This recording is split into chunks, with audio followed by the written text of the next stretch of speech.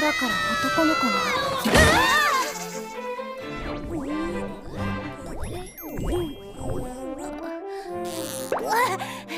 僕ちゃんおっぱい欲しいの？でもまだ出ないよ。すみませんすみません。ご紹介します。ミリー先生とニーナ先生でございます。Hello and welcome to another video on the VikingGnomeAnime channel.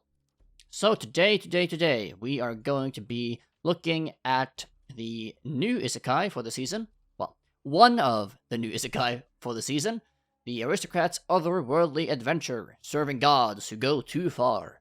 This is going to be a review of episode 1 and 2. And it will be more of a is it worth your time type of video. This is not a review per se of the show, as of course only 2 episodes are out, but it will be a first impressions-esque video.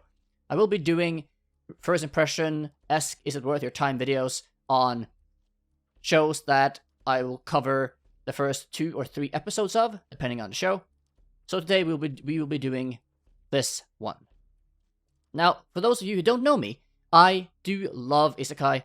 It is one of my greatest passions, so to speak, in the anime space. I love the power fantasy, the born to in another world, just being stupid and OP and running around, doing whatever. Having cheat codes, basically. I love that, and even though it's overused, and even though it gets repeated season after season after season, I just never grow tired of it. Now, let's talk about this show and give you my thoughts on what I think of it and if it is worth your time. So, first of all, let's give a brief summary of what's happened so far in the show. Of course, spoiler alert, spoilers are ahead. Now, we have this guy who lives in Japan, of course, and he gets stabbed and killed trying to protect some girls, even though that was apparently completely unnecessary, as the guy that was trying to rob these people would have been apprehended without any violence anyway. So sadly, Truck-kun did not get this death. Knife-kun got him instead this time around. Truck-kun will get his revenge though, sooner or later. He's then reincarnated in a new fantasy world. Who would have seen that coming, right? As Kane von Silforo, who is the third son of a Margrave, which is a very high-ranking noble position. Not quite sure how high-ranking it is in this world, but it's probably just below the court rank, basically. So extremely high rank. And the father rules his own domain, and such. The kingdom is like 300 years old. In the country he's born in, was probably made by an adventurer, something along those lines. You get some standard storylines about the world and some general information, not too much though. Very, very, very base, very general. And of course you get the normal spiel of, okay, power levels in this world, protection levels, etc, etc, etc. The first episode is basically just him getting to grips with the new world he is in, and slowly getting used to that, and learning magic, and all these things that he is very excited about. He gets his baptism at the end of the first episode, and for some reason, even though the max protection level that the gods can give as blessings is 5 in this world, he gets 10 from every single god, which is unheard of course, and completely ludicrous, and something that should never happen, and that is just out of this world, right? As is per usual with this kind of show. That basically ends the first episode. We go into the second episode, where he gets 2 tutors that is supposed to teach him to be an adventurer, because he decides that he wants to be an adventurer when he grows up. As he is the third son, he cannot inherit the estate, etc, etc, so he has to choose his own new path. So he decides, I want to be an adventurer. I love these things. I read all about this in light novels. So he wants to do that. So the 2 tutors arrive, 2 younger females, of course. Apparently lower rank adventurers. And you go through a training arc, basically, for the entire episode. And of course, he's OP, he's strong, he's already way better than his tutors in the first few minutes. And at the end of the episode, the tutors have their teaching term run out, and they don't renew. And now he is 8 years old, as they just skipped 3 years of a training arc, basically. That covers the 2 episodes so far. very briefly, very generally. Now, I can already hear you saying, but come on, it's another standard trash isekai. Nothing is new, nothing is special. It's all the same we've heard over and over and over again before in the past. We've seen it time and time again. And yes, that is true. But it is isekai. So if you just can't stop watching them, then, well, you'll probably watch this one too. You probably are already, for that matter. Now, this is a show, as I've talked about, being an isekai, it is very generic so far. It is very basic. It is very, let's say, non-complex, right?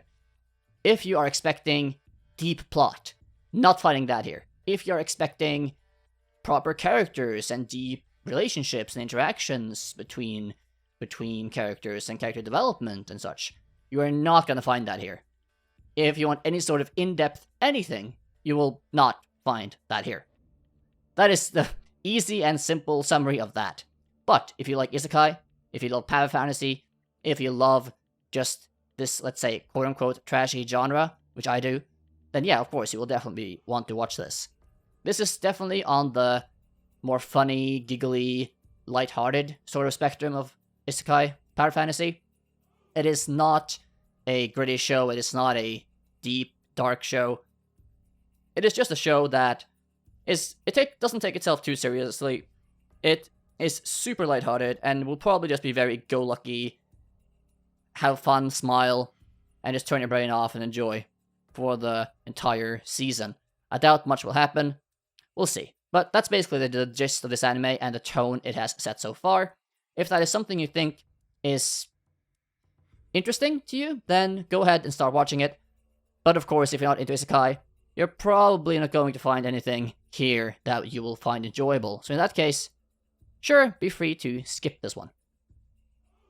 There are a lot of things I want to talk about in this show that I just have pet peeves with, but, you know, I won't go into too many details, but let's talk about a few thoughts, at least so far.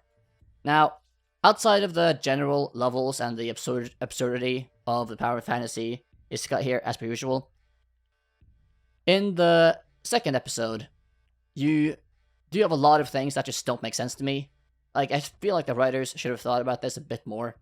So this Margrave father gets him 2 tutors that are both D rank, even though the father knows that his son has like maxed out blessings and has insane stats above any person that he knows of has in this world. He's like above court mage level. He's like a raid boss level type character, right? And the father knows this because he sees his status screen at the end of the first episode. So even while knowing this, he hires 2 D rank adventurers to tutor him.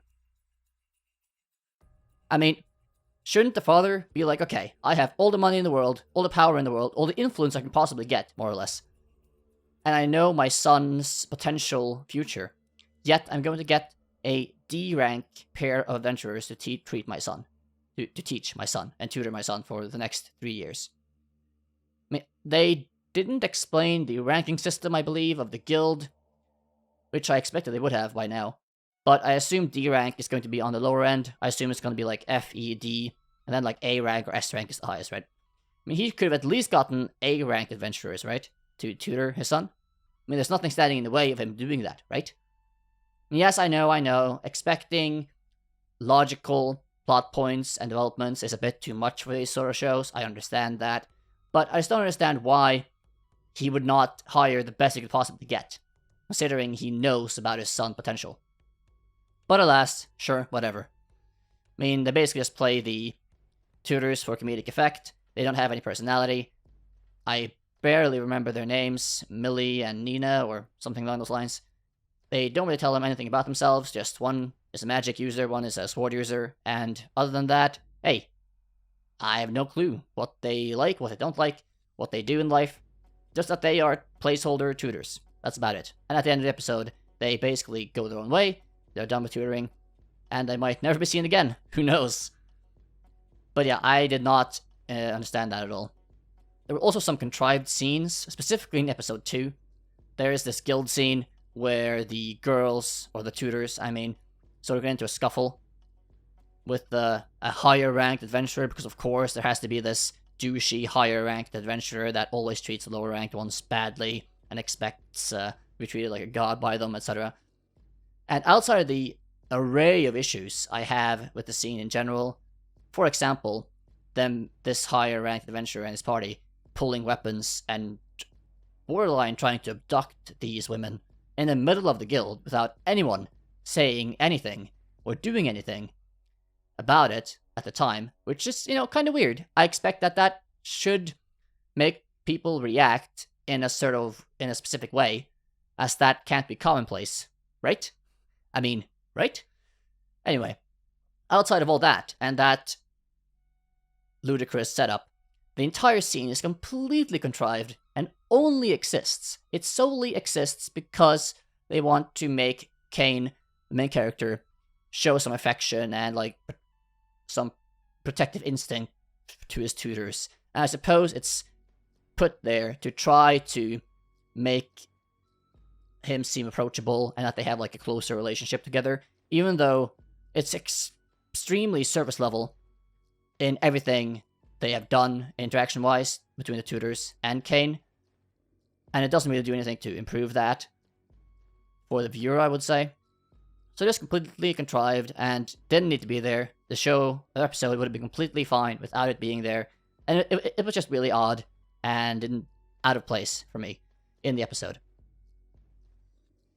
To get down to my very base thoughts, though, if you've gotten this far and didn't already jump to the next video by now, I would say that, again, if you like Isekai, if you love trippy, over-the-top, goofy, stupid, funny, lighthearted power fantasy, this can be a very nice sort of slice of life, just pick-me-up show to watch week by week. It's something you open up and watch when you don't really want to watch something deep, you don't really want to think too much, you don't really want to consider all the things happening, you just want to see something and be like, yeah, okay, it's fine, I'm entertained to a decent extent, and it's fine, it's good to trash, so to speak.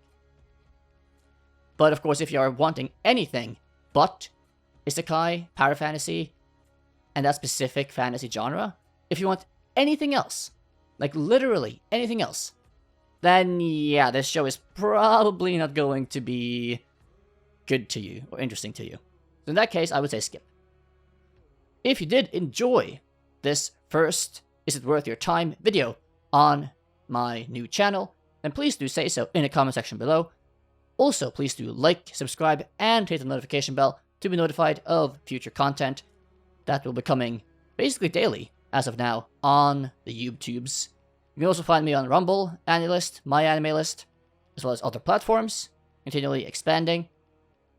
And that will basically be all for today. I did hope you enjoyed the content, and I will see you in the next one. Have a good one.